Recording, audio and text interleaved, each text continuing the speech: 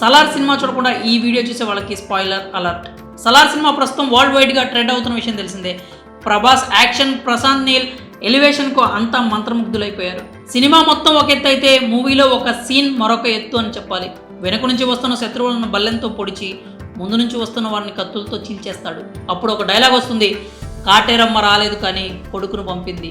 ఆ మాట పూర్తవగానే వెనక 10 చేతుల్లో కత్తులతో అపరకాళి అవతారంలో ప్రభాస్ దర్శనం ఉంటుంది. ఈ సీన్ని బ్యాక్గ్రౌండ్ మ్యూజిక్లో థియేటర్లో కూర్చొని చూస్తుంటే ఎవరికైనా రోమాలు నిక్కబొడుచుకోవాల్సిందే. అలాంటి హై వోల్టేజ్ సీన్లో చెప్పుకున్న కాటేరమ్మ కథేంటో మీకు తెలుసా? తెలియాలంటే ఈ వీడియో చూసేయండి. ఆవిడ పేరు కాటేరి దేవత. ద్రవిడ సంస్కృతి నుంచి ఉద్భవించి కొన్ని వందల ఏళ్లుగా హిందూ ఆరాధ్య దైవంగా ఉంది. ఈవిడను పార్వతీదేవి అవతారంగా చెప్తారు. అందుకు సంబంధించి ఒక కథ కూడా ప్రచారంలో ఉంది. రోజు కైలాసంలో శివుడు నిద్రపోయిన తర్వాత పార్వతీదేవి ఎవరికీ తెలియకుండా ఎక్కడికో వెళ్ళేదట. మళ్ళీ తిరిగి సూర్యోదయానికంటే ముందే కైలాసం చేరుకునేది. కొన్ని రోజులకు ఈ విషయం శివుడికి కూడా తెలిసింది. అలా రాత్రులు బయటికి వెళ్లడంపై శివుడు ఆగ్రహం కూడా వ్యక్తం చేస్తాడు. ఓ రోజు రాత్రి కైలాసం అడవుల గుండా పార్వతీదేవి బయటకు వెళ్ళిన సమయంలో శివుడు కూడా అనుసరిస్తాడు.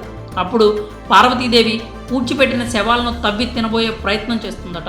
అలా ఉగ్రరూపం దాల్చి ఉన్న పార్వతీదేవిని నిలువరించేందుకు శివుడు ఒక పెద్ద గోయిని ఏర్పాటు చేస్తాడు.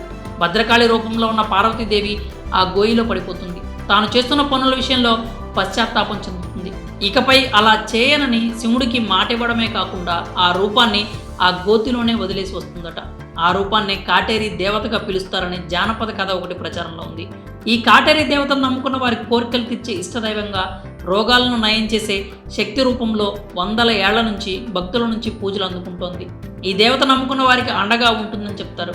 ఈ శక్తి రూపాన్ని దుష్ట సంహారం చేసే దేవతగా పిలుస్తారు. మరీ ముఖ్యంగా దక్షిణాదిలో ఈ అమ్మవారిని ఎక్కువగా పూజిస్తూ ఉంటారు. కర్ణాటకలో అయితే కాటేరమ్మగా, తమిళనాడులో అయితే కాటేరి అమ్మన్గా కొలుస్తారు. ఈ అమ్మవారు కేవలం ఉగ్ర రూపంలోనే కాకుండా శాంతి స్వరూపిణిగా కూడా దర్శనమిస్తూ ఉంటుంది. ఉగ్రంగా ఉండే రూపాన్ని చేతుల్లో ఆయుధాలతో తయారు చేస్తారు. శాంతి స్వరూపిణిగా ఉండే రూపాన్ని మాత్రం ఎక్కువగా 4 భుజాలతో రూపొందిస్తూ ఉంటారు. చేతుల్లో కత్తి, త్రిశూలం, గిన్నె, తామర ఉంటాయి.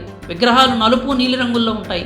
ఒక్క భారతదేశంలోనే కాకుండా శ్రీలంకలో ఈ అమ్మవారు పూజలు అందుకుంటోంది. అంతేకాకుండా South Africa, Mauritius, Trinidad, Jamaica, గునయాల్లో స్థిరపడిన తమిళ ప్రజలు కూడా ఈ కాటేరమ్మను కొలుస్తూ ఉంటారు. ఈవిడ కొన్ని చోట్ల ఇష్టదైవంగా, మరికొన్ని చోట్ల గ్రామ దేవతగా, ఇంకొన్ని చోట్ల పులిమేర కాపలా కాసి అమ్మవారిగా పూజలు అందుకుంటోంది. కొందరు ప్రజలు ఈవిడను బలిదేవతగా కూడా పూజిస్తూ ఉంటారు. కర్ణాటక, తమిళనాడులోని దళిత కమ్యూనిటీల్లో ఈవిడకు బలిదానాలు ఇస్తూ ఉంటారు. కోళ్ళు, మేకలే కాకుండా కొన్నిసార్లు పందులను కూడా బలిస్తారు. మద్రాసి సంస్కృతిలో అయితే ఈ అమ్మవారికి మద్యం, సిగరెట్లు కూడా సమర్పిస్తూ ఉంటారు. ఇదండి సలార్ సినిమాలో చెప్పిన కాటేరమ్మ అమ్మవారి కథ.